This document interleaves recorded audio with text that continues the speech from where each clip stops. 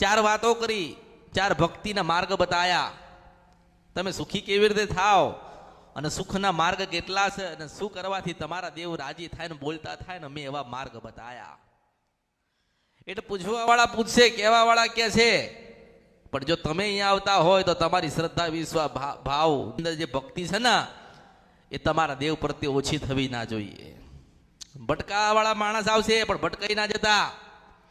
તમે અહીંયા આવો કે ના આવો મારે એનાથી કોઈ લેવા ખાવા નથી, પણ તમે તમારા ગામડે મંદિરે મઠે મળવા જાઓ ને એ મારા માટે મહત્વનું છે.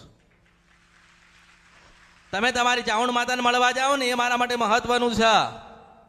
તમારી ખોડિયાલને મળવા જાઓ કે તમારી મેલડીને મળવા જાઓ કે તમારા હુરા પુરાને મળવા જાઓ ને મારા માટે એ મહત્વનું છે. મારી વાતો અહીં બેસીને સાંભળે જે જોતા હશે પણ જેને જ્ઞાન તો મળશે ને, કંઈક સમજણ તો પડશે ને.